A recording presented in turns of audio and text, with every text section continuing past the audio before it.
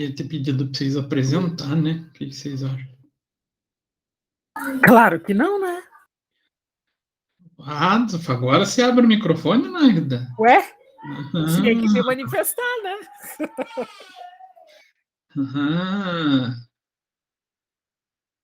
Eu sou representante de turma, eu tenho que representar os estudando, né? Os estudantes. Então, eu tenho que me opor. Sabia que você estava aí, estava quietinha. Então vamos conversar sobre essa figura de mensuração de ativos e passivos, né? Como é um tema assim meio delicado, tem muita situação envolvida, eu não vou entrar tão a fundo nessa mensuração. E também para a gente conseguir vencer o conteúdo. Eu vou também pretendo falar hoje de patrimônio líquido, que eu acho assim uma das partes, eu acho a parte mais legal da teoria da contabilidade, mas nem todo mundo concorda, porque o coitado do patrimônio líquido ele é meio renegado. Muita gente não dá a sua importância para ele. Então vamos lá, vamos compartilhar com vocês.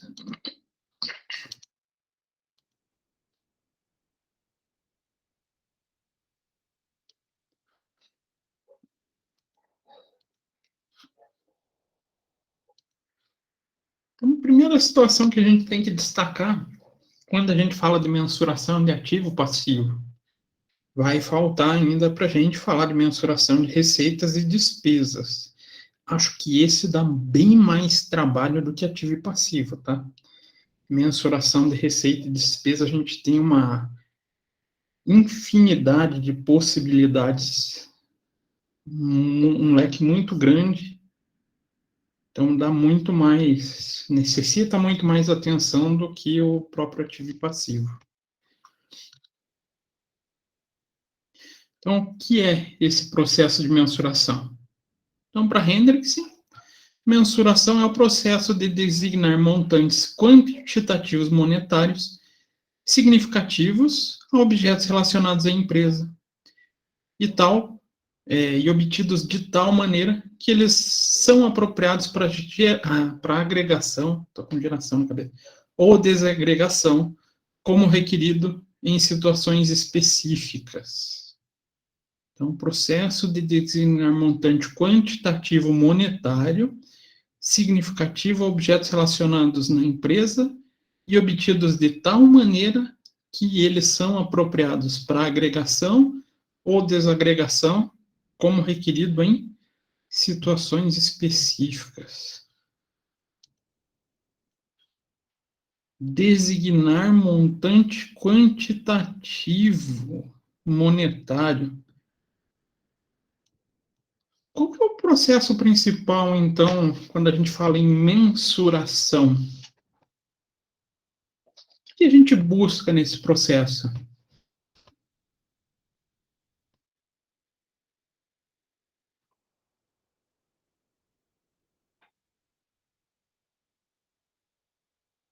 Qual que é a finalidade principal desse processo?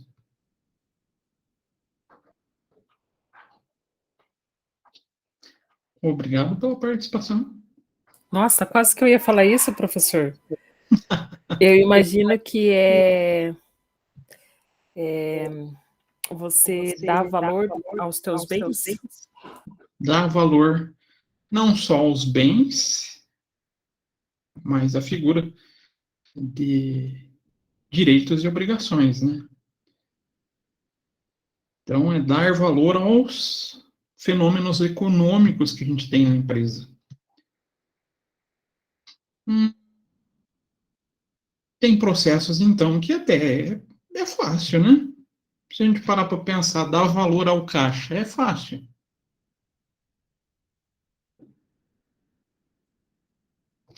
Sei lá, contar o dinheirinho, pronto, tem valor. Pô, super fácil, maneiro. E quando a gente trabalha com outros ativos que têm características peculiares? Como assim, professor? Vamos pensar em uma plantação. Que plantação vocês gostariam de falar? Só não pode ser de maconha. Ué, por que não? Vai que a gente está na indústria farmacêutica. É. No Brasil? Ixi. Mas, na verdade, isso é uma pena, né? Não darem atenção dentro da indústria farmacêutica, porque quando isolado as propriedades certas, ela tem um poder muito bom na medicina. Mas a gente tem as distorções também, né? Soja, professor. Soja? Então tá. Então a gente tem uma plantação de soja. Plantamos, passou os meses. Como a gente define valor para essa soja?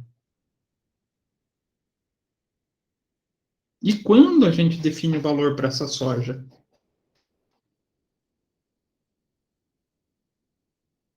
Caixa era muito mais fácil de pensar, né? Caixa a gente vai lá, conta o dinheiro. Já um processo igual um ativo biológico, que é o caso da soja, né? Ou uma plantação, um cafezal. O cafezal ainda é mais difícil, porque vai dar vários anos. Então, esse processo de mensuração, ele pode ir desde processos simples, fáceis de ser feitos, até processos mais complexos. Alguns chegam a ser tão complexos que até hoje, acho que eu já devo ter comentado com vocês dos recursos minerais, né? Já comentei com vocês? Recursos minerais, não existe uma norma internacional definida. Não tem. De tão controverso que é o assunto. E pode levar a graves distorções. Por quê? Vamos pensar em mensurar pelo custo. A gente compra um terreno, descobre que esse terreno tem calcário para extrair. Então, a gente comprou lá na área de Rio Branco, lá que tem bastante, né?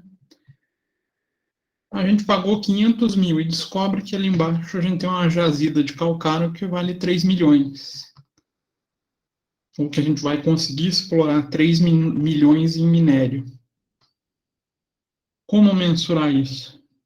Esse já é o caso mais grave, onde a gente não tem uma definição. Então, esse processo de mensuração, ele começa a ser algo tão importante que, nos casos complexos, eles vão ter uma normativa contábil só para definir como se trata um determinado assunto e, consequentemente, sua respectiva mensuração. Legal, né? A contabilidade hoje sendo muito mais subjetiva do que a gente é acostumado. Então, é mais. Professor, Pode falar, Silvana.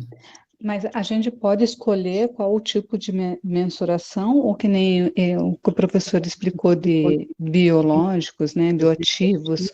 Normalmente, normalmente não, pelo que eu li, usa mais esse valor de mercado, valor justo, né? Mas pode escolher só o tipo de mensuração ou não? É determinados. Tem determinados passos. Até para exemplificar isso, essa figura é o que eu pretendo trazer na próxima aula, o dito teste de impairment. Se bem que eu devia ter colocado junto com essa, né? O teste de impairment, que é um processo de remensuração, não seria esse o termo certo, mas acho que fica mais fácil de entender. onde a gente revisa valores do ativo imobilizado. A gente pode usar 2 critérios para essa revisão. Então, a gente tem uma normativa de como seguir e qual o valor utilizar. Então esse assunto de mensuração a gente não vai terminar hoje, professor? Mas quando a gente vai terminar? A ideia é que vocês vejam até o fim do curso. Porque cada tipo de operação, cada situação, a gente tem tratativas diferentes de mensuração. Não sei se eu consegui explicar, Silvana. Sim, entendi. Porque ali no CPC, pelo que eu li ali, eu vi que tem o 46, que é para o valor, não me recordo, e tem o 12, né, que são específicos para 2 tipos de valores. E tem o 01 também tem interferência nisso. 01 ou 02?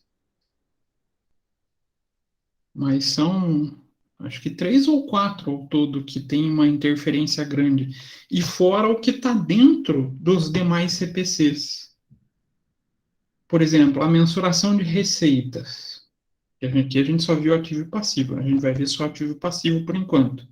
Receita vai ter um CPC só para ele.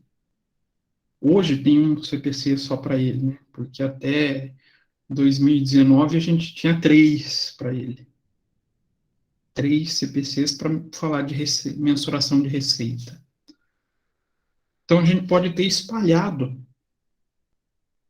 Então, como é que eu trato essa figura da mensuração? Eu quero fazer mensuração de estoques. Aonde eu vou buscar a melhor maneira de mensurar o estoque?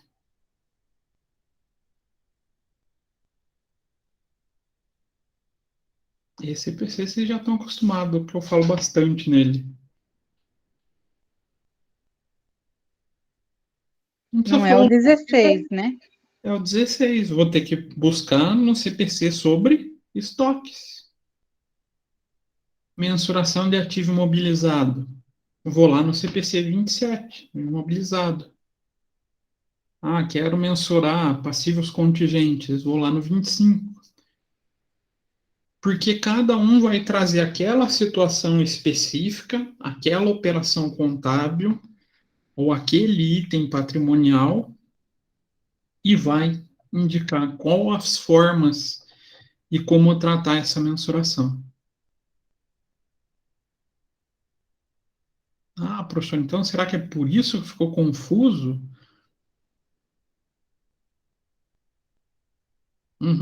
Por isso. A gente tem no 00 um princípio sobre esses processos de mensuração, mas a gente vai encontrar ele espalhado por quase todos os 50 CPCs, né? Então a gente vai... Esse assunto ele é muito exigido. Pô, professor, que sacanagem. Então, o professor deu algo que a gente não ia conseguir compreender tão bem se a gente não começa esse processo. Vocês não iam nem começar a pensar que existe mais de um tipo de mensuração possível, né? Professor, eu posso perguntar de novo? Hoje eu acho que eu... Deve. Professor, eu fiquei em dúvida. Valor justo é a mesma coisa de valor de mercado? Mais ou menos. E valor atual é a mesma coisa que valor presente? Praticamente. A gente já vai chegar nesses pontinhos. Então tá. Porque em uma parte falava valor presente, valor presente, valor de mercado, no outro falava valor atual, valor justo. E os termos são meio confusos, né? Os próprios nomes são confusos. Então, E no outro tinha valor corrente. Uhum. Valor corrente mais tranquilo, é o que a gente mais usa, né? Lucas, você ia falar alguma coisa? Eu ia falar o custo, continuando a Silvana, que o custo corrente seria um custo futuro. Seria um custo futuro? Hum, não necessariamente. A gente já vai chegar nesses conceitinhos. Em cada um deles, eu acho que lendo o conceito, explorando ele, vai ajudar vocês. Então, claro, definir mensuração é muito mais fácil do que praticar a mensuração.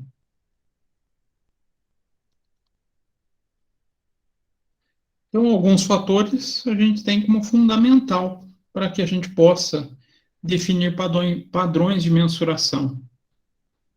Então, quantificações não monetárias, como quantificações físicas e também a quantificação monetária, como moeda. Então, a gente tem que levar tanto as não monetárias em consideração, quanto as características quantitativas monetárias para poder pensar nessa mensuração. Mas, aí é aquilo que eu falei, fazer mensuração, colocar isso em prática, é muito mais difícil do que a gente definir o que é a mensuração. Isso faz com que muita gente não adote. Aí que vem o grande problema. Então, de acordo com o CPC 00, o IFRS Framework, existem diversas bases de mensuração para os elementos de demonstração contábil. Aí a gente fala ativo, passivo, receita, despesa. Receita, custo e despesa, né? Então, eles não se restringem somente ao ativo e passivo. Então, um número variado de base de mensuração é empregado em diferentes graus e combinações. Nessa nova redação, o IASB ampliou a sua orientação sobre mensuração e descreve essas bases abaixo. Custo histórico. Esse é o queridinho do Brasil, né? Valor atual. Valor justo. Valor em uso. O valor de cumprimento. E custo corrente. Então, a gente vai passar agora a falar delas. O que é cada uma? Custo histórico. Esse é o mais tranquilo da gente pensar, é o mais utilizado. Felizmente, no Brasil, a gente tem essa prática por causa do imposto de renda. A gente veio doutrinado por várias décadas a contabilizar tudo por custo histórico. Então, a mensuração ao custo histórico fornece informações monetárias sobre ativo, passivo, também receitas e despesas, utilizando informações derivadas, pelo menos em parte, do preço da transação ou outro evento que deu origem a eles. Então, aqui está a palavrinha importante. Preço da transação e origem. A origem. Diferentemente do valor atual, custo histórico não reflete as mudanças nos valores, exceto na medida que essas mudanças se referirem à redução a valor recuperável de ativo ou passivo que se torna onerosa. O que é esse custo histórico, então? Formação derivada de preço da transação ou evento que deu origem a ele.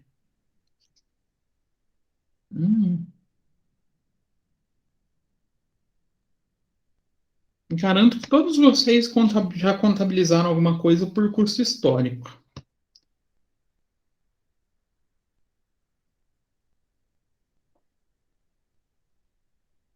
quando a gente fala compra no valor de tantos reais por nota fiscal X, isso é custo histórico?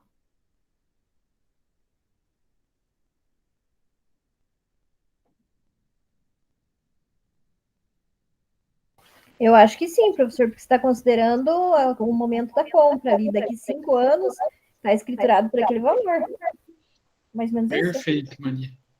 É isso mesmo, é o momento da compra, o momento da negociação ou da transação com um determinado elemento patrimonial. Que é o que a gente mais vê no dia a dia, não é? Como que a gente registra as coisas na empresa? Pela nota fiscal, né?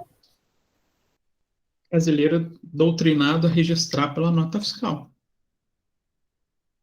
Muitas vezes não segue nem aquele custo histórico do CPC 16, por exemplo, que a gente pode agregar várias informações ao custo do produto, né? Ou o custo do estoque. Então, ele é o mais utilizado no Brasil. Ah, mas ele é o que deveria realmente ser utilizado? Nem sempre. Mas a doutrinação que a gente teve por parte do imposto de renda e muitas vezes a falta de outras informações faz com que o contador registre pelo custo histórico e depois nunca mais mexa no valor. Ah, professor, mas eu posso ficar mexendo no valor? Vai ter cenários onde não é que a gente pode, a gente deve revisar valores.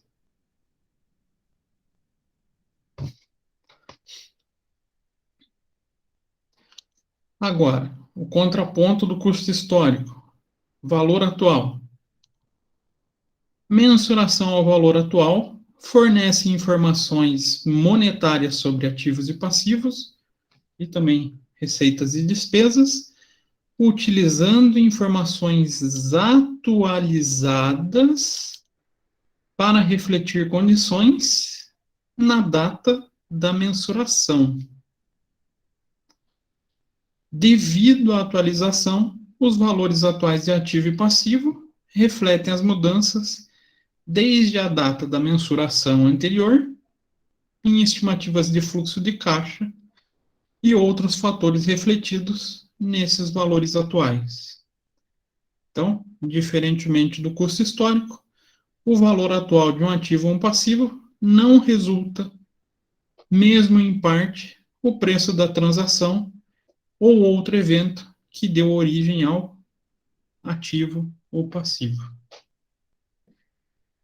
que a gente pensa no valor atual, então?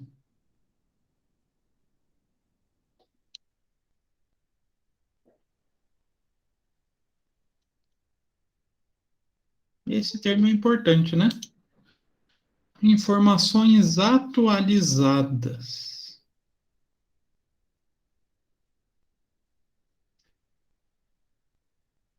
Nem sempre, ou na maioria das vezes, o custo histórico vai refletir a realidade de um determinado elemento patrimonial, certo?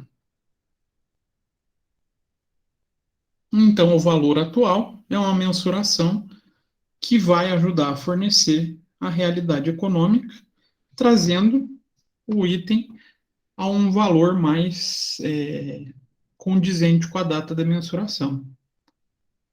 Professor, mas a gente usa esse termo para denominar processos de mensuração? O que vocês acham?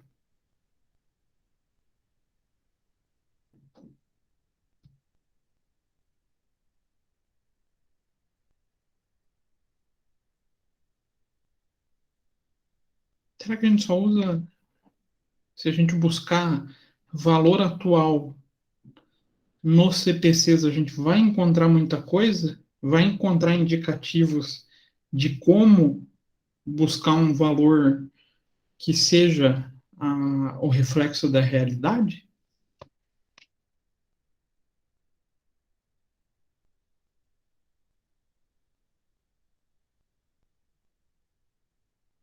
Obrigado pela participação de volta. Sim, não, talvez, é possível.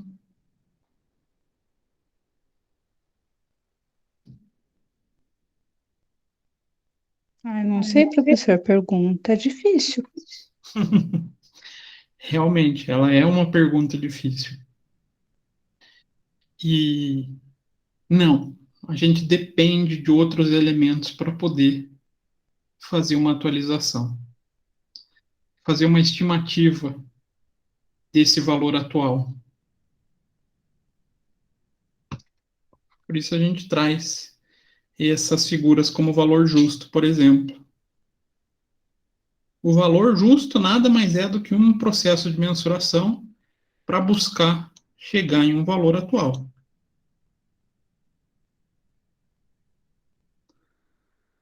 E o que é o valor justo? O valor justo é o preço que seria recebido pela venda do ativo ou que seria pago pela transferência de um passivo em uma transação ordenada entre participantes do mercado na data da mensuração. O que quer dizer isso?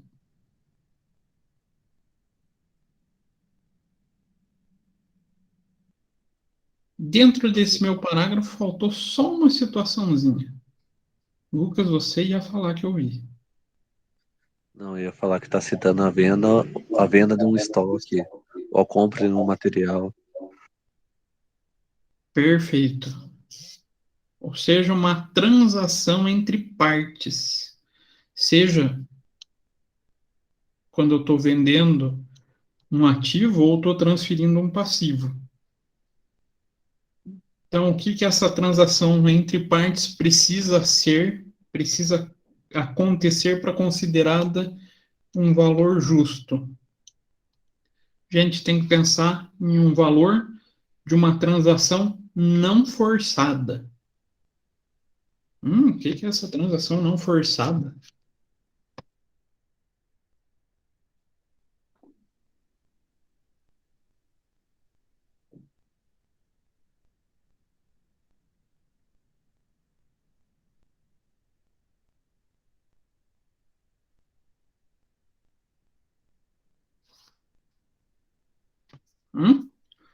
A transação não forçada.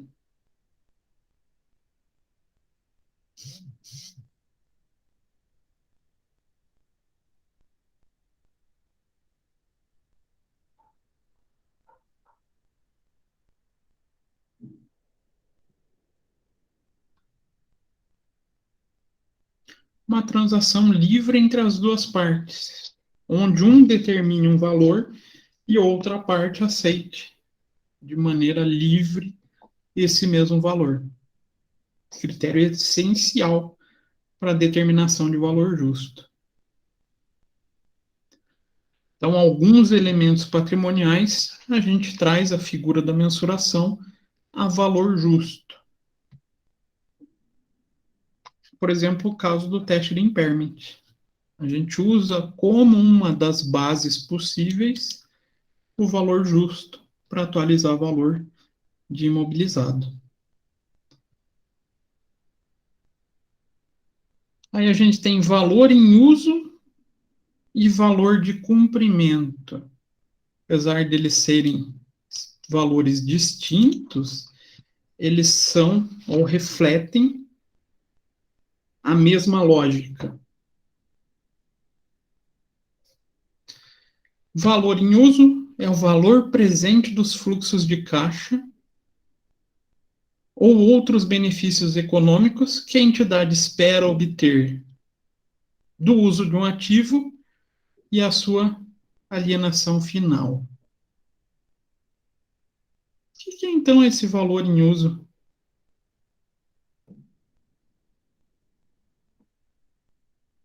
Valor presente dos fluxos de caixa. Estranho isso, né? O que é esse dito valor em uso?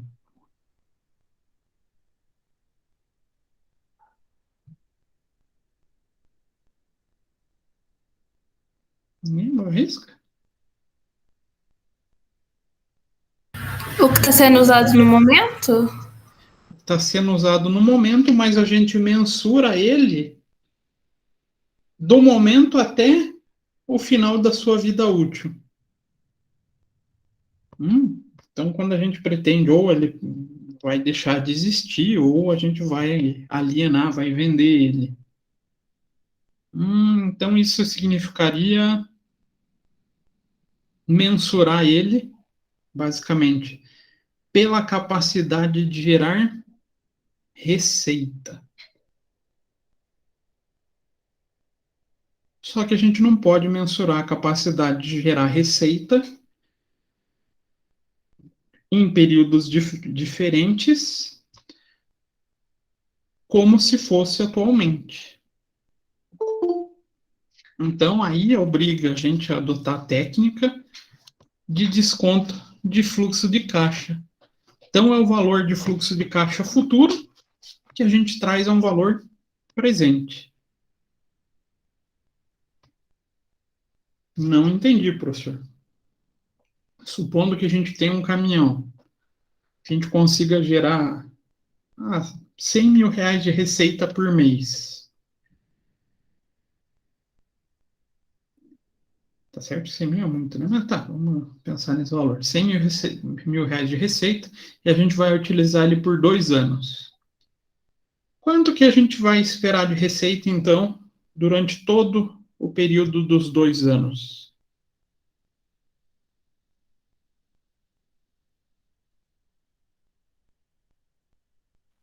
R$ 200.000? 100 mil por mês, vezes 24, dá 2.400.000? Ah, tá. 100 mil por mês, não por ano. Isso. Ah, tá. Então, 100 mil por mês, 24 meses, seria 2.400.000.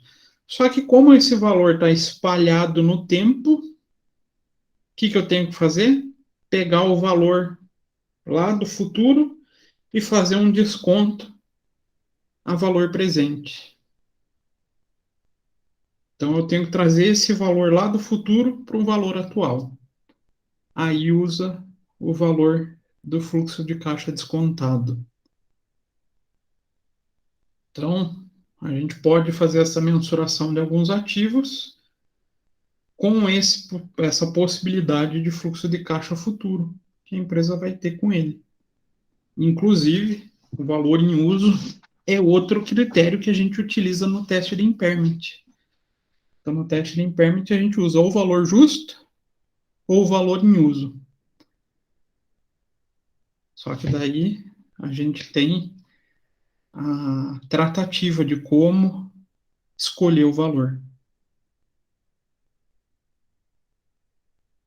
E o valor de cumprimento é o valor presente do fluxo de caixa ou de outros recursos econômicos que a entidade espera ser obrigada a transferir para o pagamento de uma obrigação. Então, qual que é a diferença do valor em uso e valor de cumprimento? Os dois são valores somados a períodos futuros, onde a gente vai buscar o valor atual dele. A única diferença é que um é da possibilidade de ganho e o outro da possibilidade ou do valor de pagamento. Quem que a gente pode falar de valor de cumprimento? Que a gente pode mensurar pelo valor de cumprimento. Será que financiamento a gente faz isso?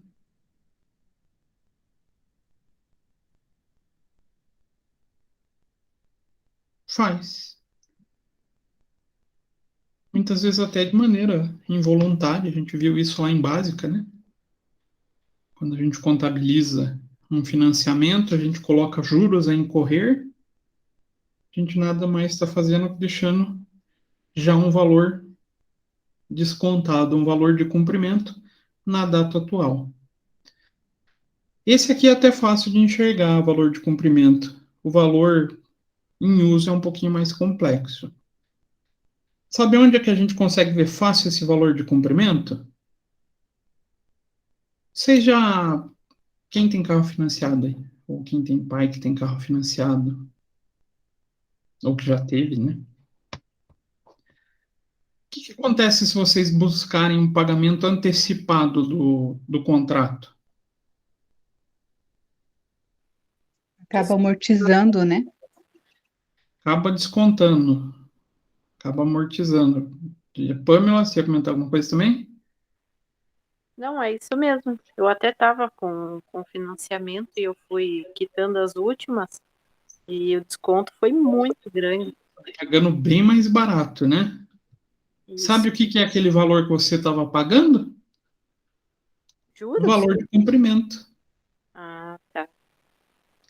Porque é o valor que você estava devendo lá para o futuro, onde você trouxe um valor presente, o valor atual da dívida. E fez a quitação naquele momento. Então a Então, gente pode ter essa. todo, Oi? esse- todo o valor de comprimento, então, seria isso. Tudo que tá lá para frente que a gente vai trazer para o hoje. Isso. Então o valor de comprimento é mais fácil da gente enxergar, né? O valor em uso não é tão fácil assim.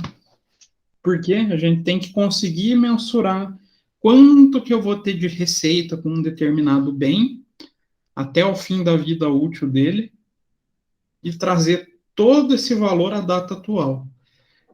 Então, a base de mensuração para a receita futura já é complexa. E tem outro critério aqui que deixa o valor em uso complexo e o valor de cumprimento não tanto. Taxa de juros para o desconto. O valor em uso a gente tem contratualmente as taxas. Já o valor em uso não, o valor de cumprimento. O valor em uso não. Professor, eu não sei qual taxa eu uso. CPC não determina. Legal, né? Fala que a gente tem que usar uma taxa que reflita a realidade. Só que não fala qual. Aí vai do contador, define qual taxa. Ah, professor, mas tem um padrão que os contadores utilizam? Tem. A gente costuma usar a TJLP.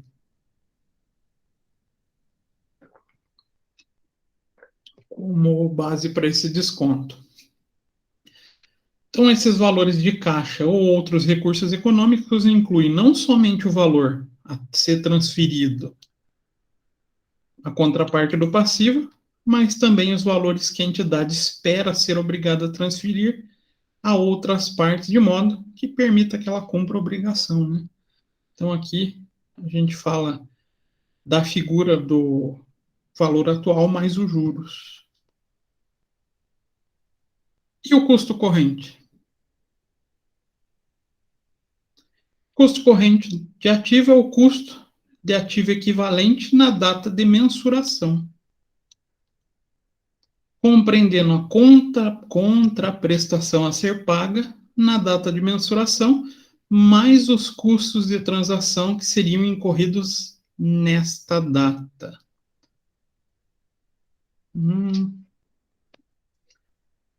Não entendi, professor. Custo corrente de ativo é o custo de ativo equivalente na data de mensuração. Mas aí não é valor atual?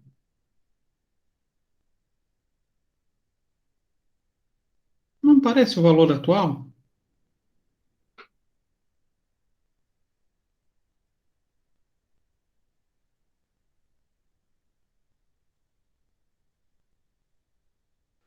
Parece. É muito parecido com o valor atual, não é? Mas o que ele tem de complemento nessa conceituação?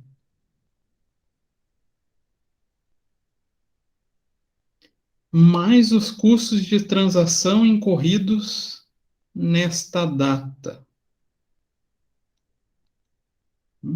Custo de transação. O que será que é esse custo de transação?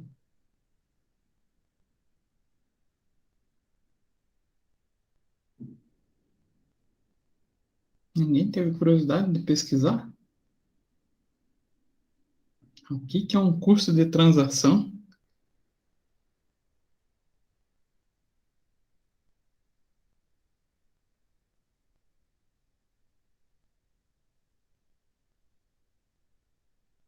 Ninguém pesquisou, gente? O que é o custo de transação?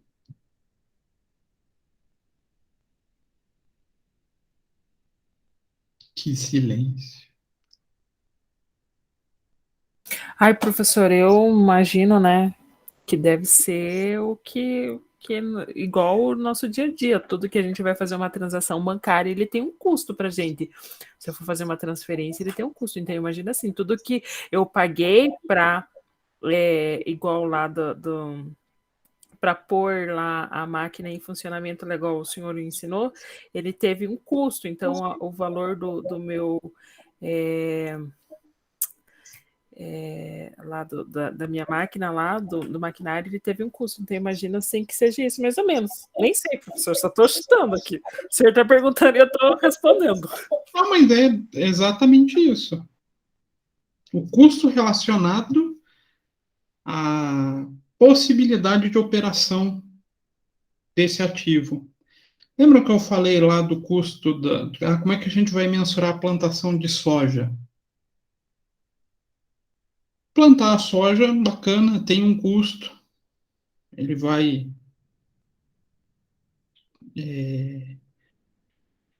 vamos falar assim, vai refletir a realidade atual da plantação? Quando a gente vai plantando, bacana, vai. Mas vai refletir a mesma realidade quando a gente estiver no período de colheita? Não. Então, a gente costuma trazer o ativo biológico para custo corrente, valor que vale na data da mensuração. Mas para que a gente tenha aquele ativo em condições de qualquer operação, vou vender a soja, vou ter um custo para colocar esse ativo na condição de venda. Então, eu vou ter que mensurar tudo que eu vou gastar para colher a soja, basicamente, né? A Naida falou ali de colocar o ativo em condições de uso. É também a mensuração de custo de operação, de custo de transação, desculpa. Então, a gente tem esses elementos que, por mais que não estejam diretamente atribuíveis ao ativo, a gente acaba tendo eles como necessários para ter o item nas condições que a gente espera naquela data. Acho que a plantação dá para a gente pensar muito bem nisso. Não adianta eu querer falar que a minha soja vale 100 milhões, se bem que 100 milhões é muito, né? 100 mil, mas eu não fui lá e não colhi ela.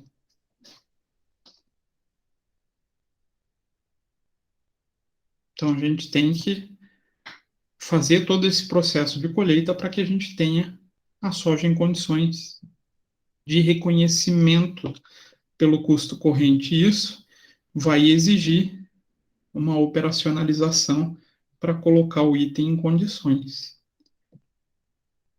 E o custo corrente de passivo? Esse é mais tranquilo. Custo corrente passivo é a contraprestação que seria recebida pelo passivo, equivalente, na data da mensuração, menos os custos de transação incorridos nesta data. Bom, repararam que aqui a gente inverte a operação matemática, né? Custo corrente, como custo histórico, é o valor de entrada.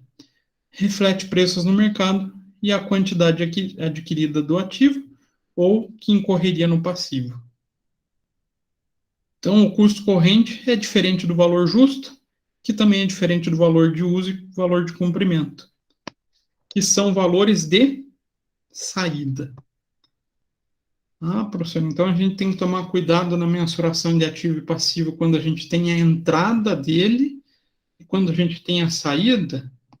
Perfeito.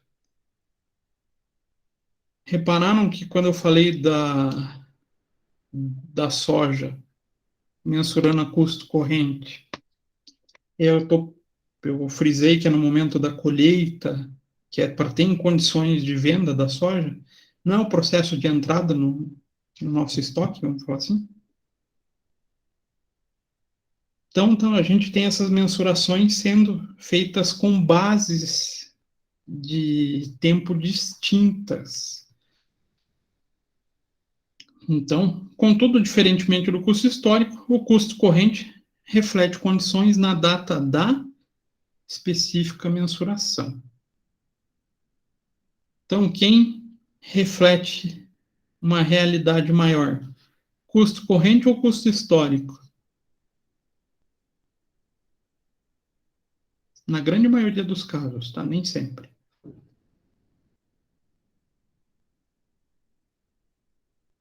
Vou dar entrada em estoque. Se eu mensurasse pelo custo corrente, a gente com certeza ia ter uma realidade econômica maior do que pelo custo histórico. Muitas vezes a gente já tem o item com uma valorização quando chega no estoque. Principalmente quando a gente tem períodos inflacionários, né? Então aqui a gente pode falar um resuminho dessas mensurações quando a gente falar dos ativos. Então, mensurando um ativo a custo histórico. Qual o valor contábil que a gente vai ter a custo histórico? Custo histórico na medida do não consumido ou não cobrado e recuperável. Inclui juros provisionados sobre qualquer componente financeiro. Então, custo histórico, preço que a gente paga na data da operação.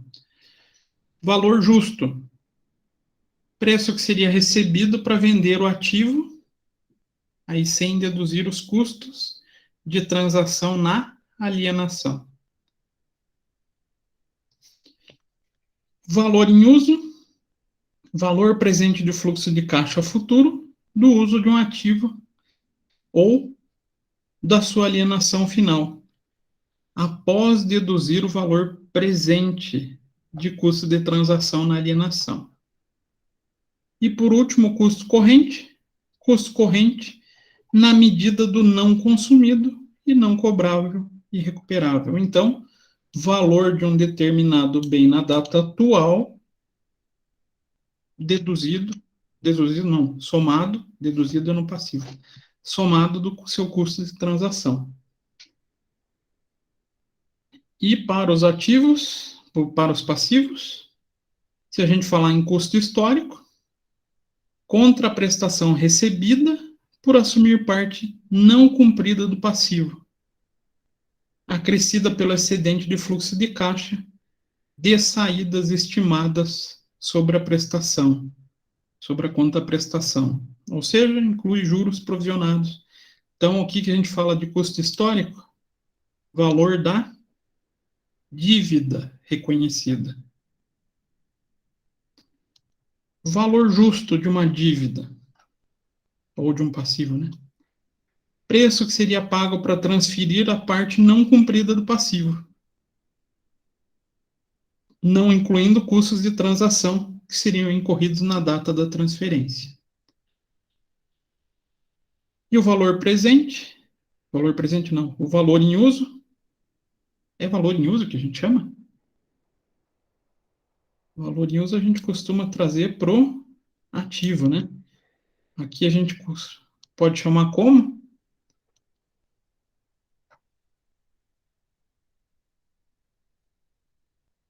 Valor de cumprimento, né? Valor de cumprimento seria o valor presente do fluxo de caixa futuro, que surgirá do cumprimento da parte não cumprida do passivo, ou seja, o pagamento daquele valor em uma data atual. E o custo corrente, a contraprestação, que seria atualmente recebida por assumir parte não cumprida do passivo, somada pelo excedente do fluxo de caixa estimado sobre essa contraprestação. Então, aqui um resuminho sobre como mensurar cada um deles, como tratar o valor contábil por cada um deles. Agora, como é que a gente faz a mensuração de cada elemento patrimonial? Vai depender de quem? Só do CPC 00?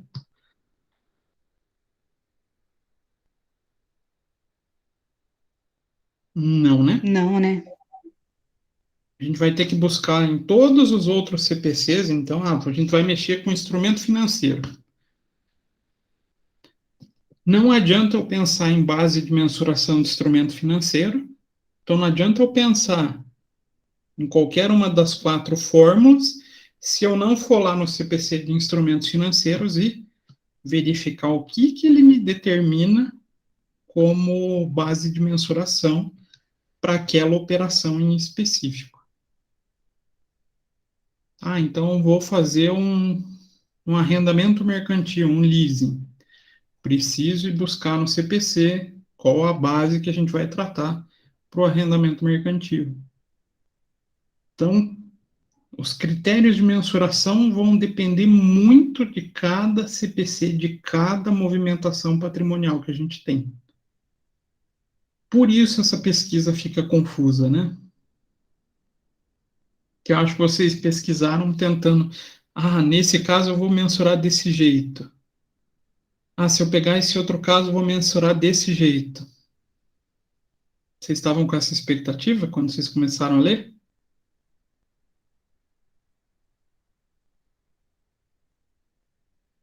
Sim. É que primeiro, ali na atividade, o professor mencionou 3, né?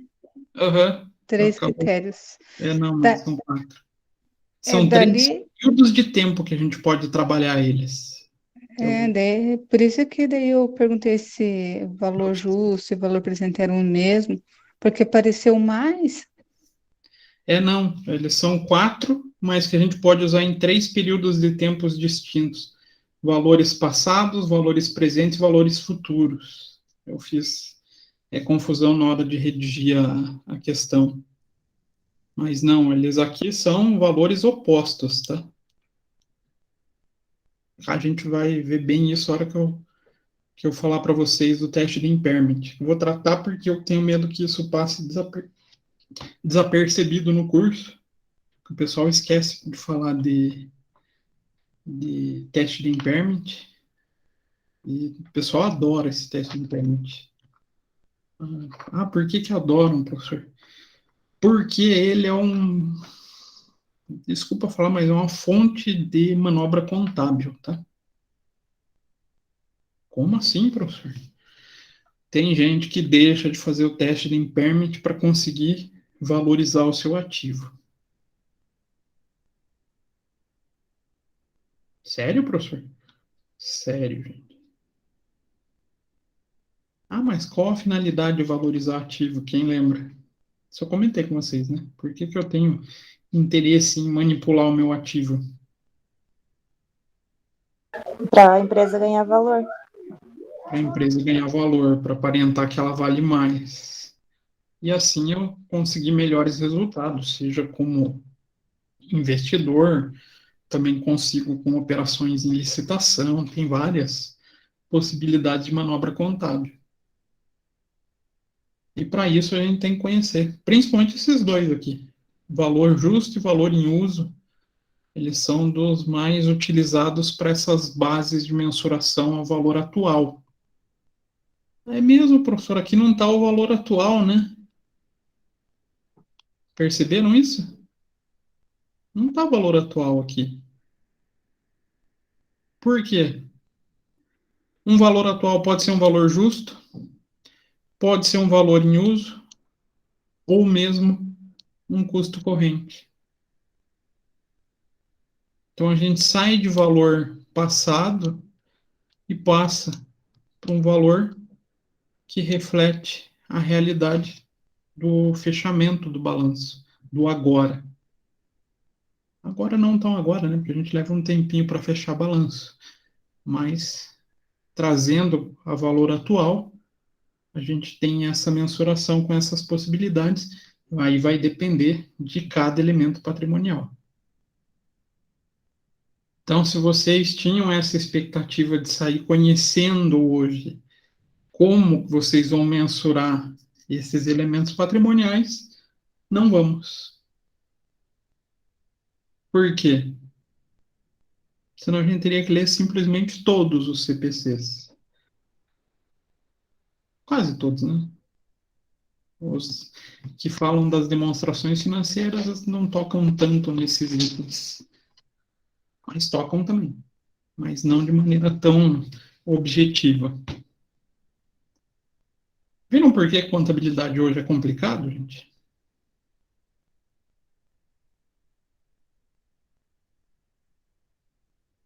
Critérios completamente subjetivos aqui, né?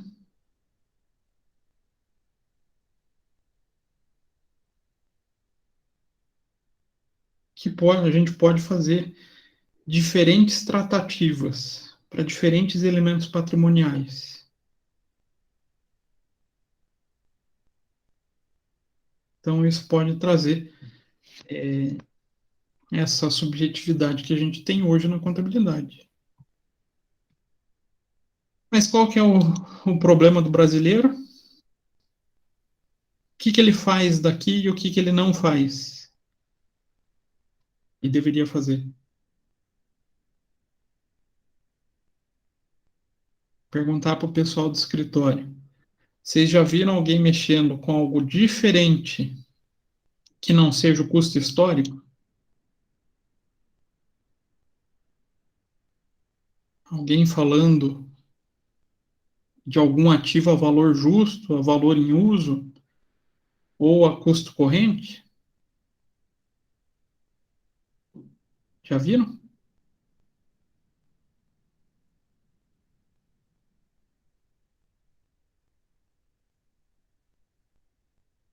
Não? Sim, talvez. É até difícil vocês enxergarem isso, não é? Esses caras aqui, infelizmente, não são tratados como deveriam aqui no Brasil.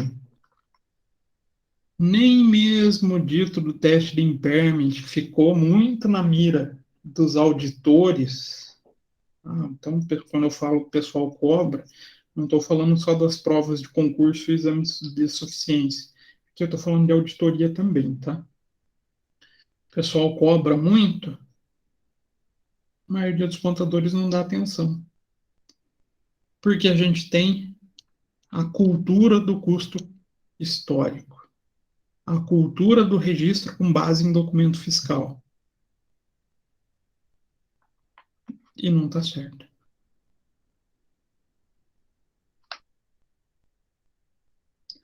Dúvidas, perguntas, questões, mais ou menos. Não Eu entendi. cheguei atrasada, né, professor? Então vou ter que rever o começo porque eu não entendi nada. Na verdade, ele é um processo difícil de entender, Sabrina. Na verdade, o pessoal está quieto, garanto que ainda está cheio de dúvida na cabeça. Estou certo ou estou errado? É certíssimo, professor. Por que vocês estão desse jeito? Porque a gente não entrou em nenhum critério de avaliação. Como assim a gente não entrou em nenhum critério? A gente não pegou um elemento do ativo e falou, vamos fazer o tratamento do valor atual.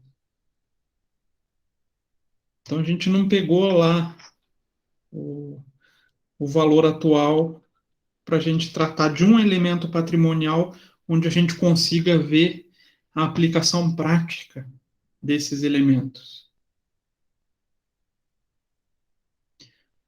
Então, aqui eles são conceitos soltos. Só que para poder explicar isso, a gente tem que entrar nos CPCs, cada tipo de operação. Só que daí a gente tem essa dificuldade, né? Cada um tem o seu critério diferente.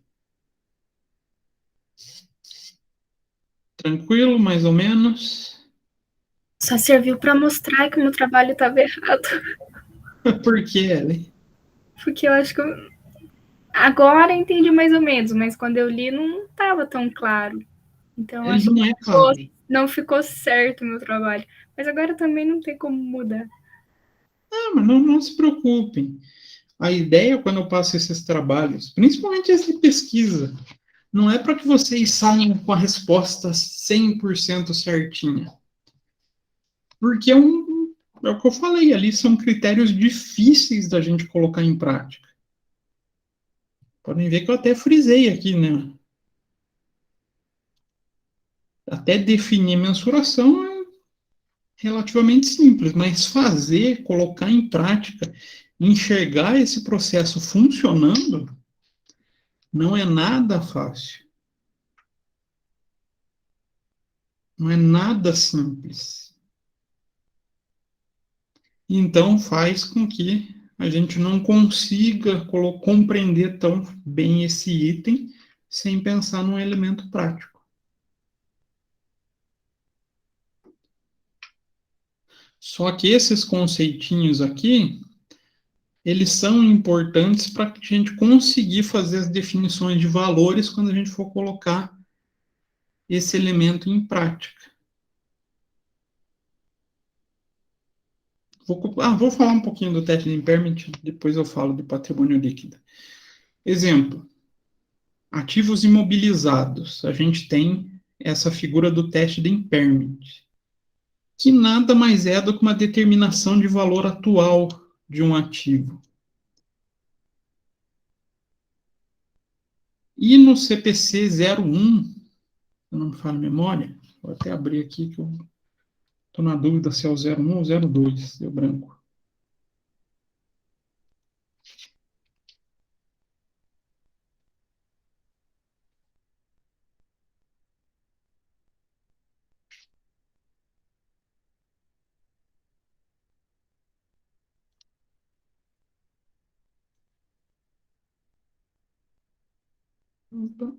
Como demitido, pronunciamentos.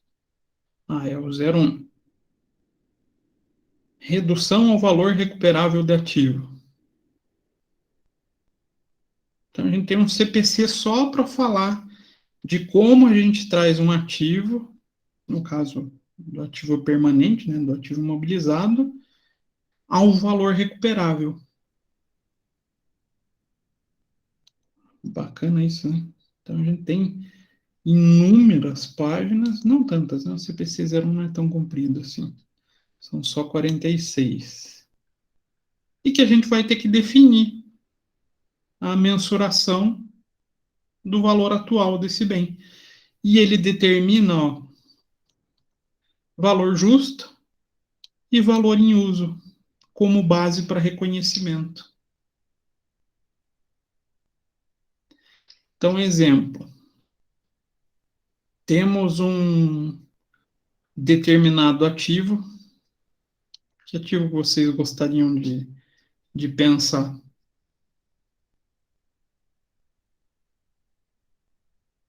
Uma máquina mesmo. de fábrica? Hã? Um veículo mesmo. Um veículo? Veículo vai dificultar um pouquinho para a gente enxergar o segundo critério aqui. Mas vamos pensar no veículo. Então, a gente contabilizou lá no nosso veículo 50 mil reais. Passou o primeiro ano. Vamos supor que ele depreciou 10 mil. Qual que é o valor contábil desse veículo atualmente? 40 mil. 40 mil. O custo histórico menos a depreciação. Chega no final de um período, então a cada período eu sou obrigado, por causa desse cara aqui, eu fechei ele, não? Cadê? Fechei. A página do CPC. Então, pelo CPC 01, eu sou obrigado a pelo menos uma vez por período, ou seja, uma vez por ano, fazer a mensuração do valor recuperável. E a gente utiliza dois possíveis critérios para fazer essa mensuração. Vocês viram lá no sumário, né? Qual que era? Valor justo e valor em uso. O valor justo para um veículo Como que a gente pode determinar o valor justo de um veículo? Valor justo, preço que seria recebido pela venda do ativo. Como que eu posso mensurar um valor justo, ou o preço que a gente pode receber por um veículo, se a gente vender ele? Tem como? Talvez a tabela FIP, não sei. Perfeito, Pamela. A tabela FIP nada mais é do que uma referência de valor justo para veículos. Lá ele fala, um veículo modelo tal, ano tal, vale X mil reais. Então vamos supor que lá esse nosso veículo que está com valor contábil de 40 esteja na FIP por 45. Eu vou ter que guardar essa primeira base de mensuração. Então, primeiro base de mensuração possível, valor justo de 45 mil. Aí eu vou buscar a segunda possível base, que é o valor em uso. Aqui que mora a dificuldade maior do teste de impairment. Quanto que eu vou conseguir gerar de caixa com um veículo até o final da sua vida útil?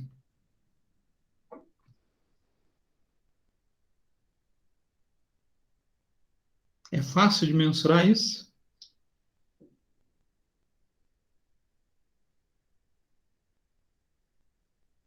Tem veículo que nem vai gerar caixa, né? Depende da empresa, depende da utilização do bem. Ah, não, então a gente está ali falando de um veículo de locadora. Então vamos supor que a gente vai utilizar ele por 3 anos, ele consiga gerar aproximadamente 10 mil reais de receita por mês. Quanto que a gente vai poder ter base para o cálculo de valor em uso?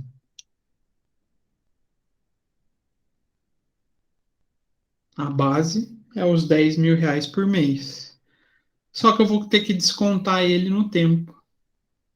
Ah, então aqueles valores que vão ser recebidos, ou que a gente projeta ter de receita daqui 3 anos, 10 mil daqui 36 meses, eu vou fazer o fluxo de caixa descontado.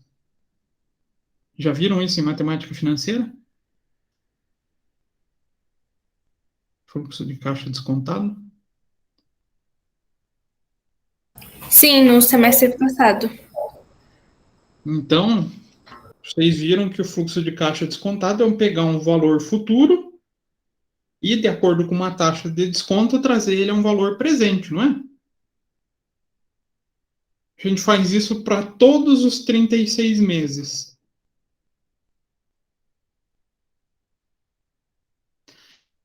Se torna fácil isso?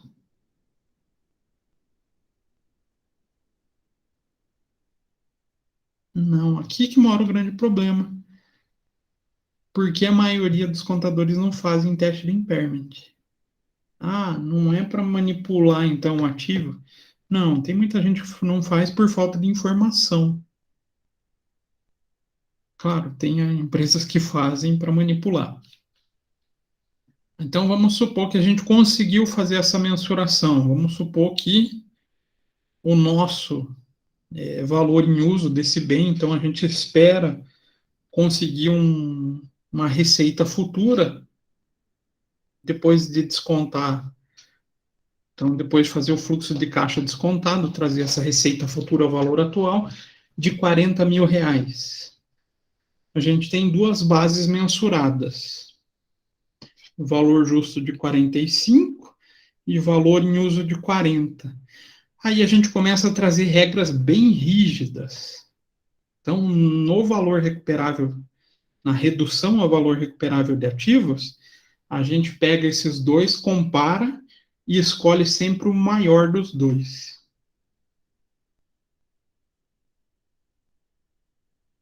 Vou até pegar um Excel aqui. Melhor, deixa eu ver se eu acho uma questão de CRC aqui com isso com essa história de valor recuperável. E a gente resolve ela.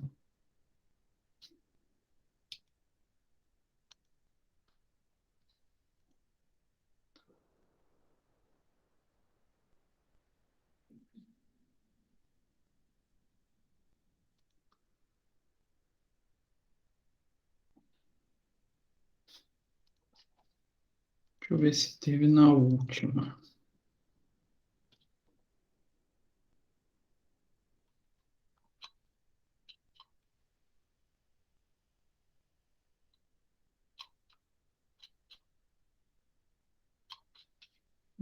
Vou procurar aqui.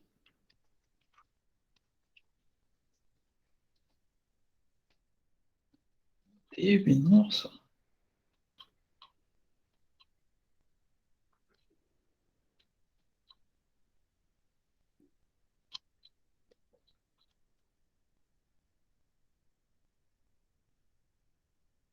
Não, teve sim. Então, essa é uma questão que fala especificamente do valor recuperável de ativo. Então, considere o andamento do encerramento do balanço em 31/12/2021. A sociedade A tem um ativo individual utilizado no processo de fabricação de seus produtos. Sabe-se ainda que esse ativo não sofreu qualquer tipo de reavaliação e está reconhecido no patrimônio da sociedade A ao valor contábil de 600 mil. Valor contábil de 600 mil.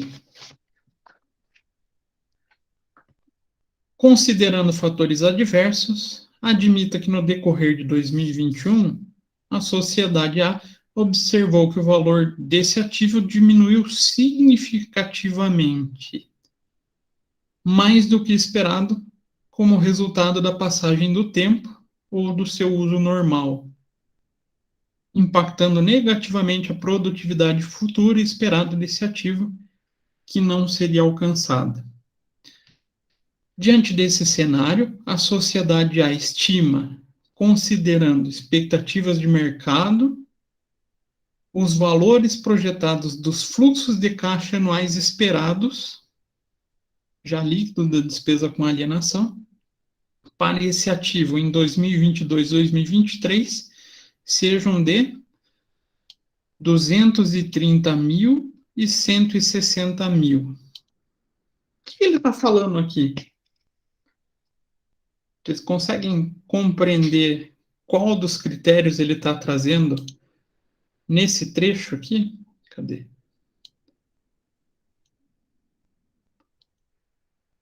Ele trouxe uma base de mensuração aqui. Qual que é?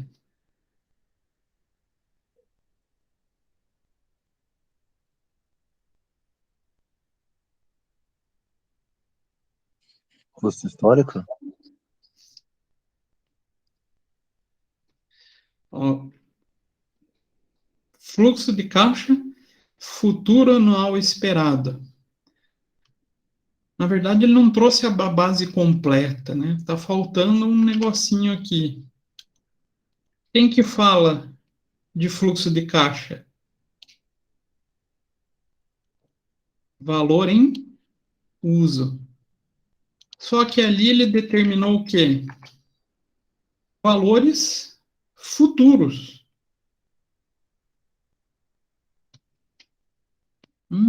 Professor. Então, esse é o valor de receita que se espera ter no ano de 2022-23? É.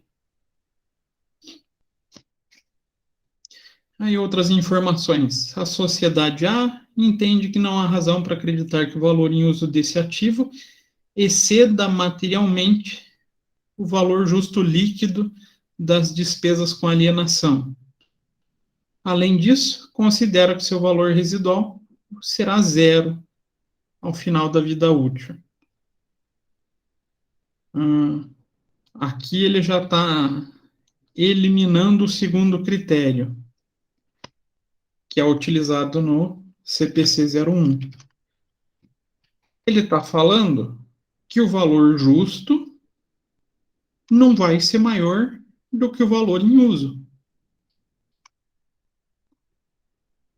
E o CPC 01 determina, entre o valor em uso e valor justo, dos dois o maior. Sempre o maior. Então, sabendo aqui que ele fala que o valor em uso não vai ser maior do que o valor, não vai ser maior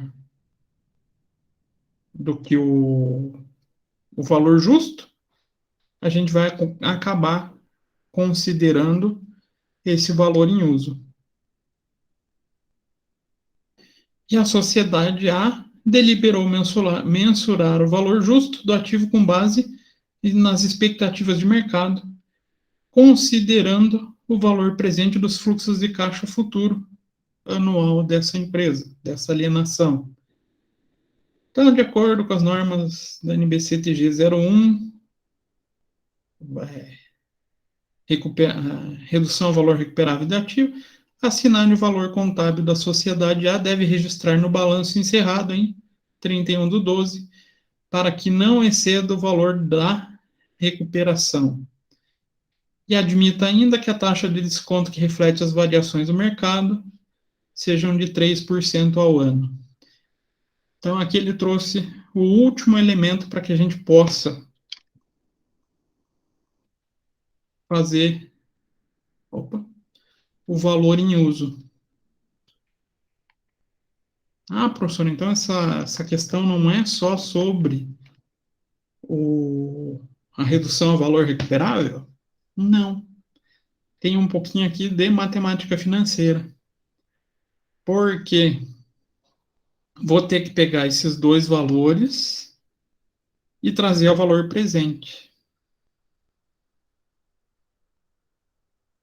Para daí conseguir responder ela. Cadê meu Excel? Peraí.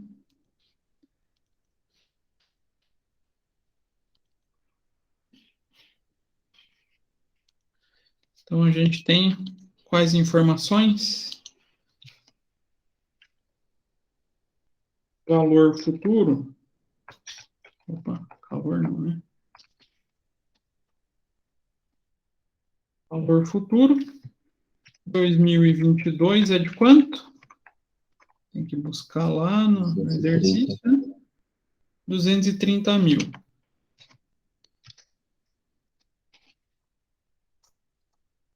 E 2023, a gente vai lá no exercício, 160 mil.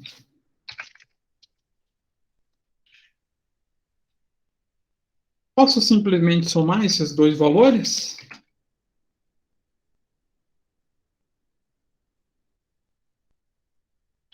Vou ter que trazer esses dois valores para qual data?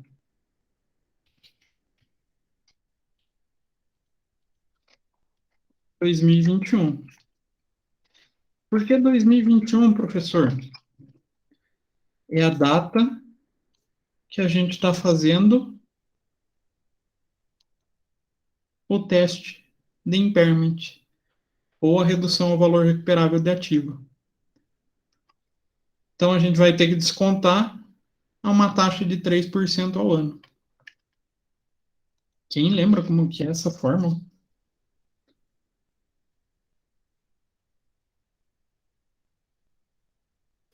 Aí o professor pediu demais, professor. Por quê, gente? Isso cai na prova. Vocês viram que essa é a prova de agora do CRC.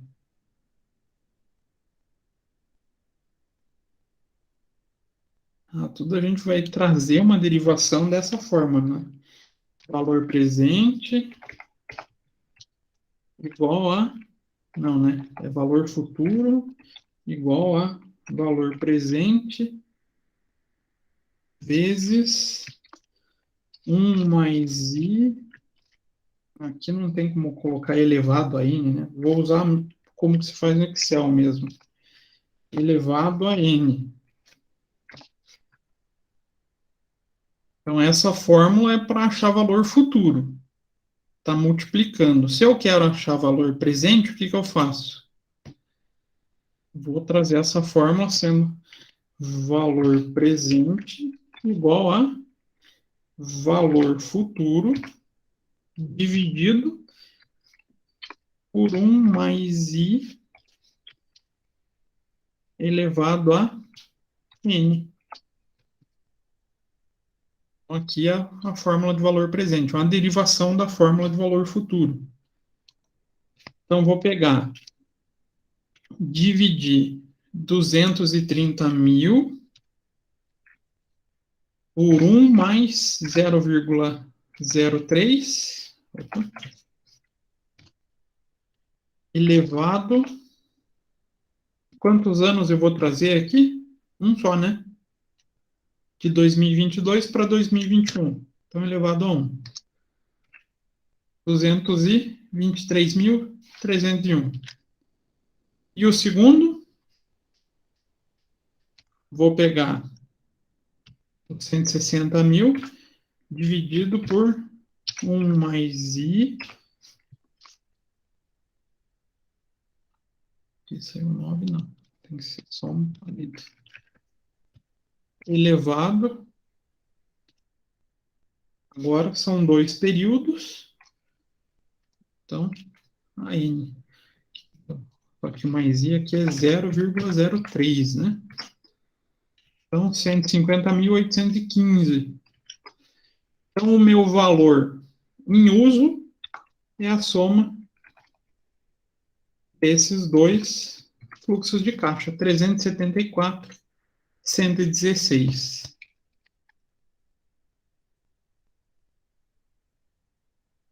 Tem alguma resposta com 374.116?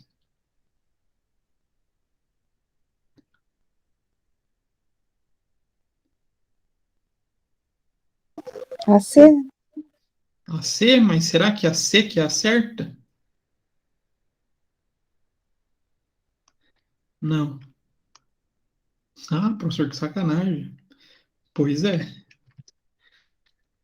Encontramos, então, entre valor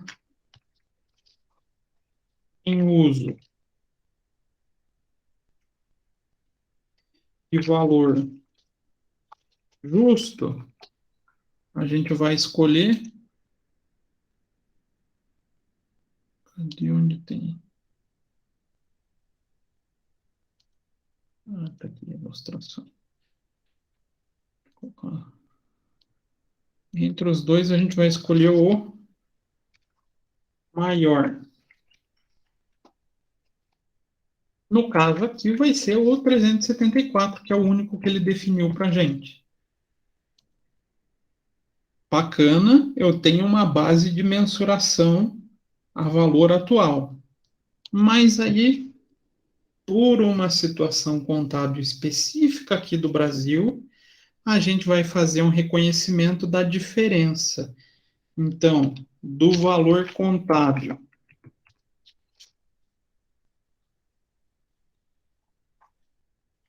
comparado. Então, aqui vamos colocar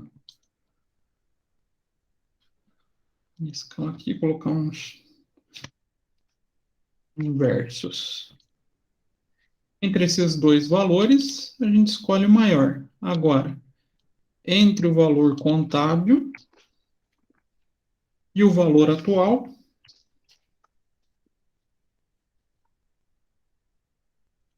aqui o maior vai ser o valor atual, né?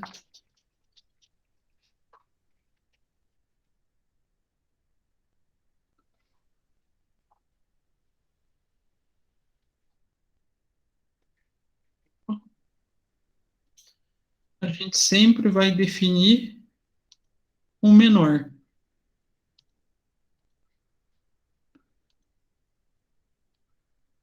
Então, dentre esses dois, a gente escolhe o menor. Agora, a gente tem 374, 116 e 30. E lá na contabilidade, o valor contábil é de quanto? 600 mil, né?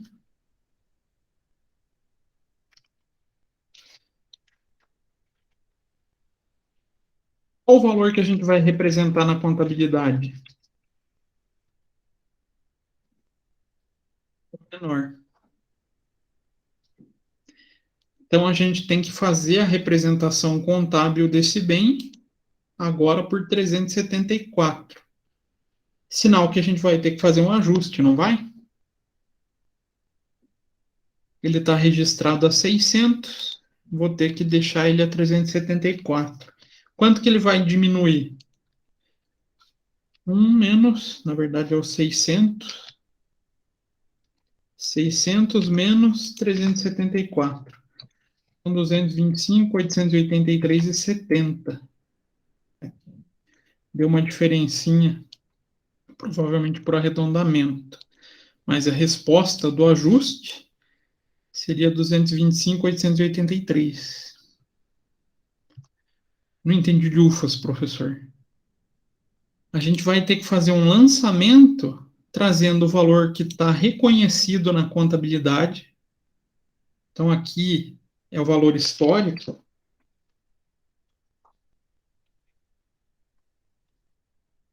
A gente vai reconhecer um ajuste. Ah, é um ajuste mesmo, professor. É realmente reconhecido como ajuste ao valor em uso.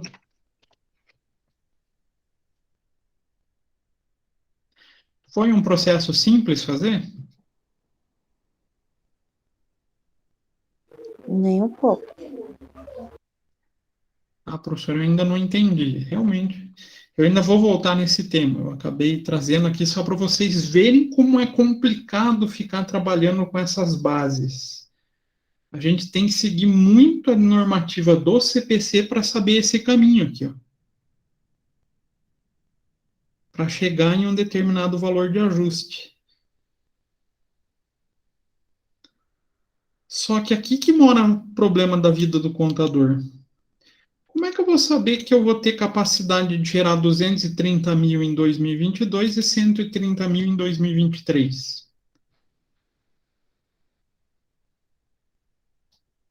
É fácil isso?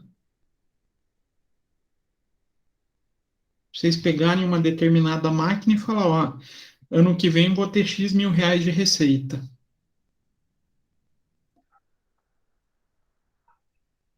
É fácil? Acredito que não. Muitas vezes a gente não vai ter nem condições, mesmo trabalhando na empresa, para falar isso. Ah, professor, tá de sacanagem. Aí como é que eu faço? Usa um especialista. Então, o próprio CPC determina que quem pode fazer essa indicação de valores é alguém que detenha conhecimento sobre o ativo. Muitas vezes é um gerente da fábrica, um engenheiro lá da fábrica, alguém que tenha um know-how maior sobre o funcionamento daquele bem. Então não é algo tão simplesinho de ser feito, né? A gente traz esses elementos, então essas bases de mensuração na aula de teoria, para que a gente tenha noção do que se está falando quando chegar uma determinação em um outro CPC qualquer.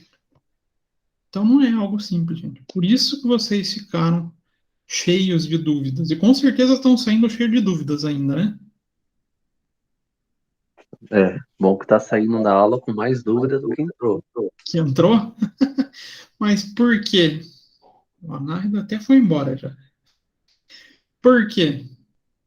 Gente, esse processo não é determinado por um único CPC.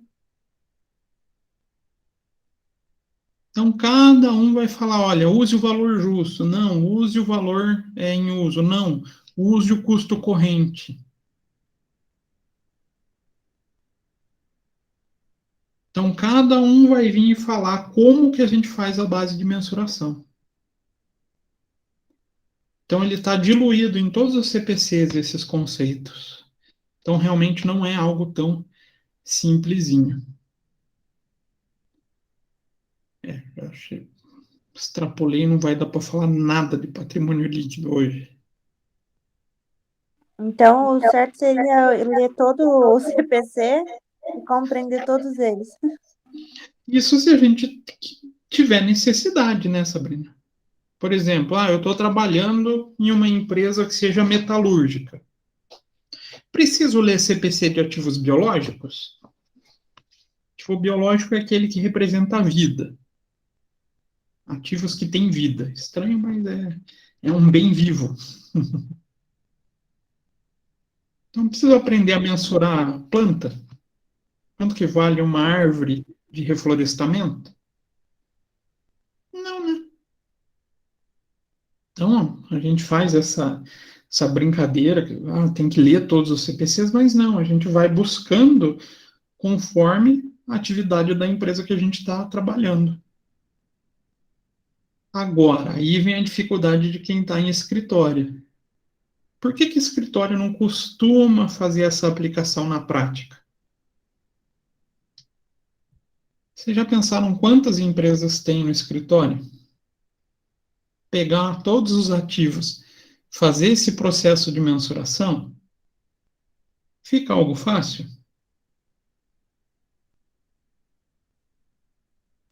Não, né, professor? Eu até ia falar, mas quem tem escritório próprio que atende várias empresas, aí já fica mais difícil, né? Fica bem mais difícil. Muitas vezes, a ponto do pessoal não fazer. Então, a contabilidade acaba ficando errada. Tá errada? Sim, tá errada. Mas o contador não tem outra saída, né? Não tem outra alternativa. Se ele for colocar a mão de obra para fazer tudo isso no preço, o cliente não paga, né? O cliente vai embora. Então é uma linha muito delicada mesmo, fazer todos os processos 100% corretinhos conforme o CPC manda e fazer essas atualizações periodicamente. Então, por isso, se vocês perguntarem para outros contadores, muitas vezes eles nem vão, ou não vão conhecer, quando vocês falarem de valor atual, valor justo, valor em uso e custo corrente, ou não vão lembrar mais, porque viram na faculdade e nunca mais usaram. Professor, eu trabalho em grande empresa. Pelo menos esse critério que a gente fez aqui, que seria para ativos, redução ao valor recuperável de ativos, o pessoal faz. Mas por que a auditoria cai tanto em cima, professor? A gente teve casos aqui no Brasil de escândalos contábeis, de manipulações, ou, na verdade, tentam alegar que foi erro, mas tudo indica que foi manipulação da informação, onde ativos estavam supervalorizados por não aplicar o teste de impairment. Deixa eu ver se eu acho até alguma notícia aqui que fale.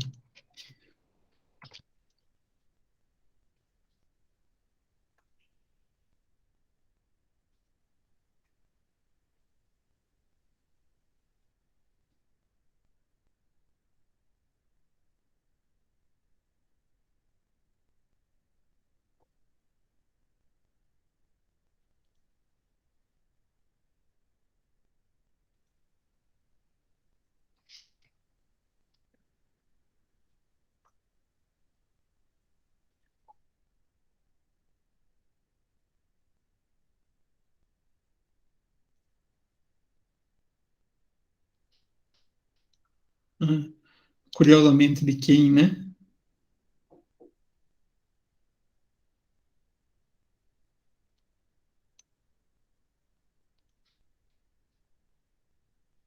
CVM suspende julgamento de casos sobre testes de impairment na Petrobras.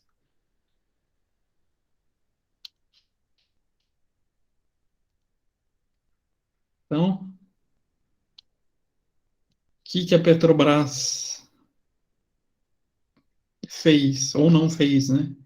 Deixou de fazer de algumas refinarias entre 2010 e 2014. Deixa eu ver se aqui fala da diferença que deu dos testes de impairment.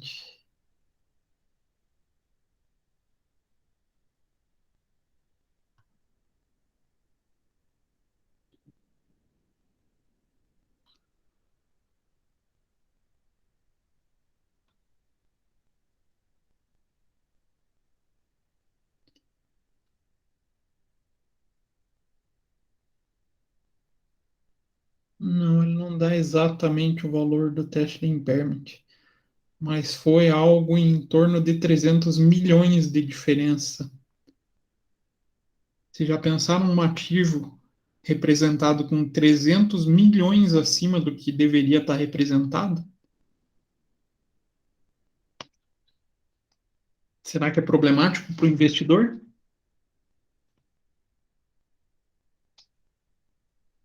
Então, lá, essas refinarias custavam ou estavam registrados com valor acima do valor atual em 300 milhões. Claro que daí gerou esse escândalo, foi para a CVM. Eu trabalhei na Rumo na época também, que foi esquecido de fazer o teste de impairment, que dava perto de 3 milhões de reais. Então, existem algumas manobras aí suspeitas que acabam necessitando, às vezes, até de investigação. Quando a gente trabalha, então, em empresas de grande porte ou que tem auditoria, eles vêm em cima do teste de impairment por causa disso, por causa desses escândalos. Senão era capaz de passar desapercebido também. Ah, professor, mas a Petrobras não estava sendo auditada nesse período? Estava. Quase que a KPMG rodou por isso daqui. Então, mensuração, gente. A gente não termina hoje. Ah, quando que a gente termina? Daqui 2 anos ou 3 anos, de acordo com o ano que vocês estiverem no curso. Mesmo assim, ainda arrisca não ver tudo. Porque ele está diluído em todos os temas da contabilidade. Então, a gente precisa saber as bases de mensuração. Como que a gente usa eles. Como que a gente usa, não. Como que eles são determinados. Para daí, de acordo com cada CPC, a gente aplicar. Ou seja, entender a determinação de uso. Dúvidas? Perguntas? Questões? Professor, Diga, Lucas. o conceito mensurar seria o que exatamente? Atribuir valor. De maneira bem simplista, atribuir valor. Professor, então aqui nesse exercício a gente fez 2 mensurações. A gente tem 2 mensurações. O valor histórico, que é o valor que já estava registrado na contabilidade. Então a gente já tem um valor atribuído. E a gente fez uma mensuração de valor em uso, que foi pegar os fluxos de caixa futuro, trazer ao valor presente e determinar o valor atual desse bem pelo critério de valor em uso. Então, a gente atribuiu o valor a esse bem por uma outra base de mensuração. Então, o mensurar é o processo de atribuir valores. Uns são fáceis, outros nem tanto. Deu para entender, Lucas? Sim, sim, perfeito. Mais alguma coisa, gente? Estão muito frustrados, pouco frustrados, mais ou menos? Que eu sei que bate a frustração quando a gente não consegue ir lá no caso prático, né? Entender aquilo ali na aplicabilidade mesmo. Só que daí a Professor, gente... Diga, Lucas. então todos aqueles métodos que você mostrou eles são obrigatórios, então, para as empresas aplicarem? Vai depender de cada elemento do patrimônio. Então, estoque a gente trata de uma maneira, ativo a gente trata de outra maneira, instrumentos financeiros, tanto ativo quanto passivo, a gente tem outra tratativa, e eles vão determinar qual o critério que a gente usa, ou quais os critérios possíveis de serem utilizados. Então, por isso que a gente não pode falar, não, o CPC 00 resolve o problema de mensuração. Não, ele dá as bases. Como que a gente chega nos valores. Mas qual escolher para qual elemento patrimonial, aí vai depender dos outros CPCs.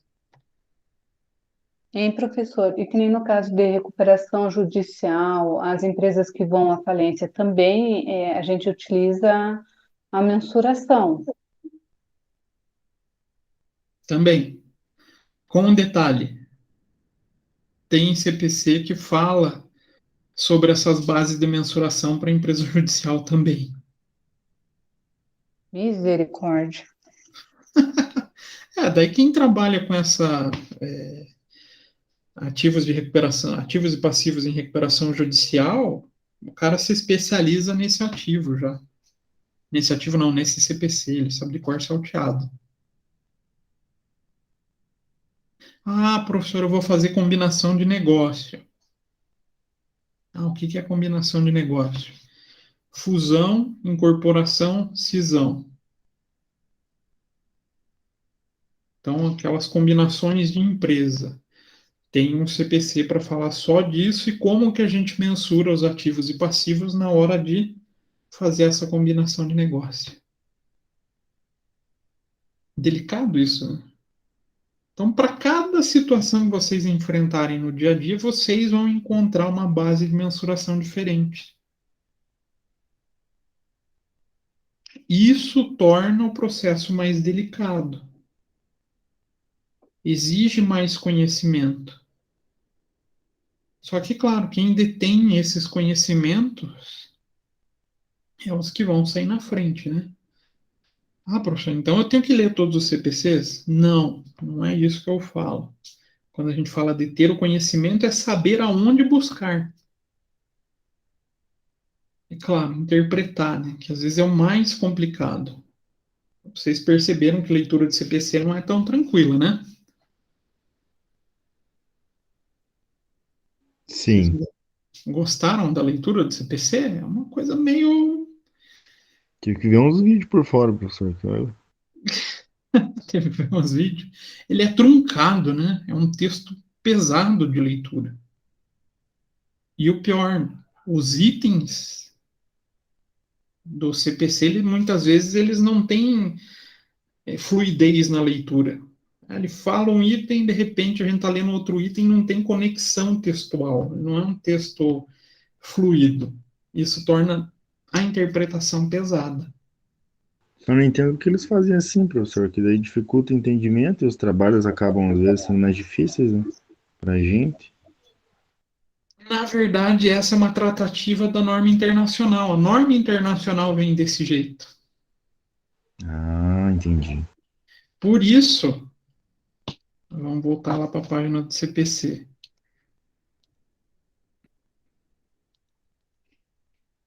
Deixa eu compartilhar, né? Senão daqui a pouco eu começo a falar, olha, o CPC aqui, eu não estou compartilhando a tela, né? Aí não adianta bolhufas nenhuma. Mas sobre o CPC, hoje eu estava, acho que, falando com o Lucas sobre isso. Falei, gente do céu, como que vai entender ainda fazer um resumo tentando explicar o que eu nem entendi? Tipo, é muito difícil. Mas vocês perceberam aqui dois itens importantes? Interpretações e orientações. Muita gente passa batido nesses caras. Mas o que eles são? Isso daqui não vem da norma internacional, tá? Alguns até vêm, mas a maioria não. Então, alguns elementos são tão complexos que somente o CPC não dá conta. E ele traz elementos de explicação. Então, ele traz as interpretações. Então, podem ver que tem várias interpretações aqui. Claro, no Brasil tinha que ter de tributo, né? Então, ele vai auxiliar aqui o ICPC 19, ele tem a função. Cadê? Tributo sobre o lucro, tributos. Aqui. 32 tributos sobre o lucro. Ele tem a função de auxiliar na leitura do CPC 32.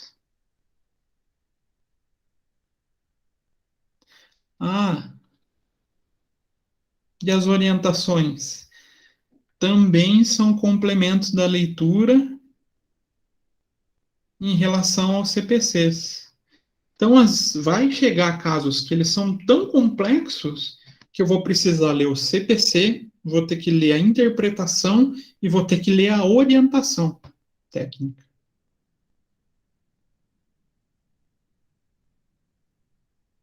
Para vocês verem as diferenças de complexidade, né? Então, por exemplo, o contrato de concessão é um, tem para os dois.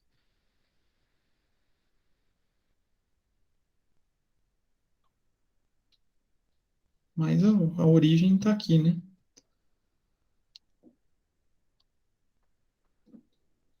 Então, a gente só tem que ler tudo isso.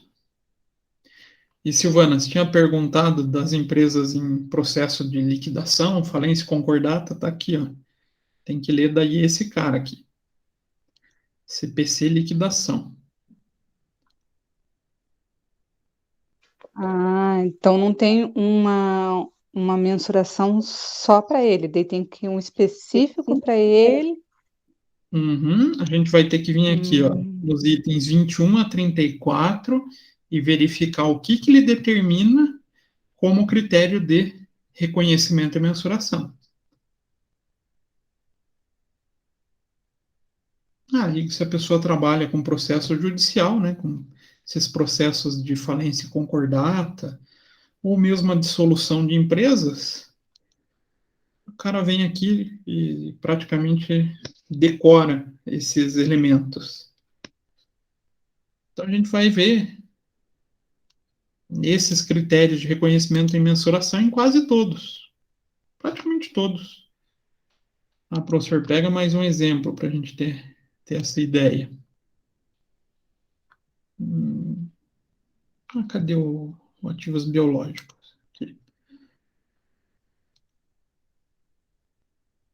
Ó, sempre vai ter um capítulo reconhecimento e mensuração.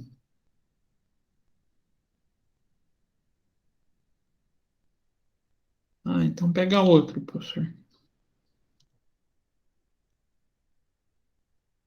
Qual que vocês querem aqui? Pagamento baseado em ações? Vamos ver aqui. Pagamento baseado em ações. Cadê? Reconhecimento. A mensuração vai estar dentro aqui das transações. Pode ver que tem o valor justo, a data de aquisição. Então, esse daqui a gente só tem que ler do 20, não, do 14 até o 43D. Então, mensurar é um processo simples, gente. Ah, mais um? Vamos pegar mais um aqui. Eu não vou nem olhar muito.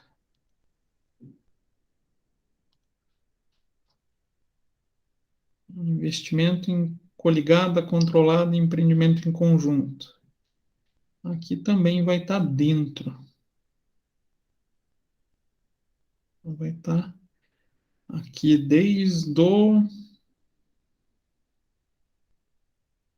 praticamente desde o item 10 até o 43. Como a gente vai fazer o tratamento das mensurações, de reconhecimento e mensuração, né?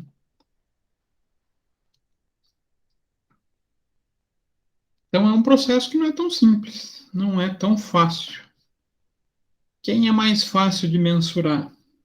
Tem alguém que será que é mais fácil de mensurar? E que não muda. Não é o único que não muda. Capital social. Esse é sempre pelo custo histórico, não muda, não tem o que fazer. Já os outros elementos de patrimônio líquido podem mudar. Então a gente tem muita coisa falando de mensuração. Mais alguma coisa, gente? Frustrei vocês com esse trabalho?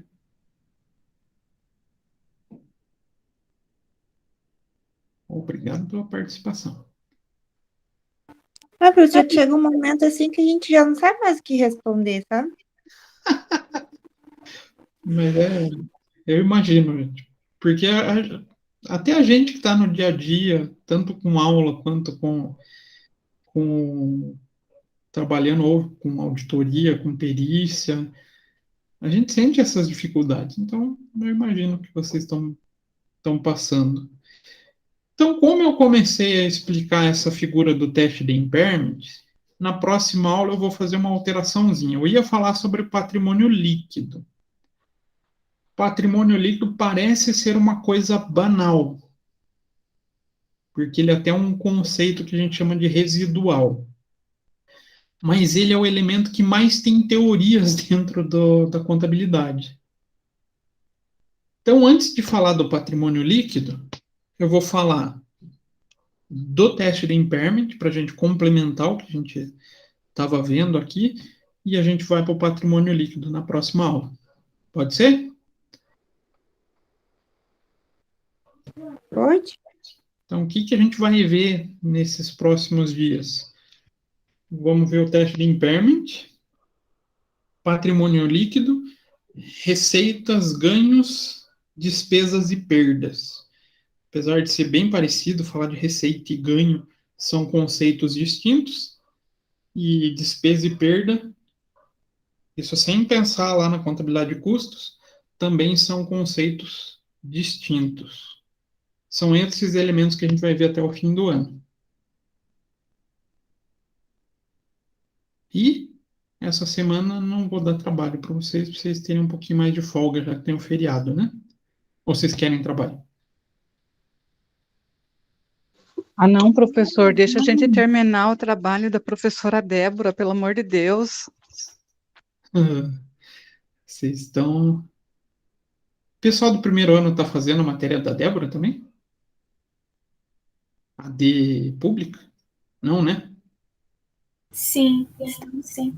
Estão fazendo pública? Nossa senhora, estão perdidos então. Vocês já pegaram raiva de pública? Ou não? Eu não, professor. Não? Ah, Por enquanto, não. então, Sim, professor, achei um saco. obrigado, Sandy. Me fez muito feliz. Sacanagem, né? Não, gente, é uma coisa pessoal. Eu não consigo. Não me entra na cabeça aquele negócio de público. Mas espero que vocês gostem, porque tem uma baita de uma área para explorar, né? Contabilidade pública aí tem. Quem entende bem passa muito fácil em concurso. E gente burra igual eu que não consegue entender pública não passa. Brincadeira, eu nem tento, na verdade. Mas eu não gosto de pública. Mas então tá. Então não vai ter trabalho. Vocês vão poder fazer o trabalho da professora Débora mais tranquilos. Beleza? Dia 16, então volta às aulas, correto? Dia 16, aula normal. Perfeito. Beleza? Então a gente se encontra dia 16, falando de impairment e patrimônio líquido. Tá bom? Então desejo para vocês, pessoal, uma boa noite. Vocês vão dormir com essa confusão na cabeça. Mas a culpa não é minha, tá, gente? A culpa é da contabilidade, isso. Não fui eu que espalhei formas de conceituação em vários CPCs diferentes, que escolhem processos diferentes. A gente tem que seguir, né? Então, bom descanso para vocês. Até semana que vem, beleza? Obrigado, professor. Uma boa semana. Tchau, tchau. Obrigado, Lucas. Boa noite, professor. Até mais. Boa noite, Tchau, tchau. professor. Ivan, boa noite, Flávia. Boa noite, Maria. Boa noite, Júlio, professor. boa noite, Milson. Vamos interromper aqui.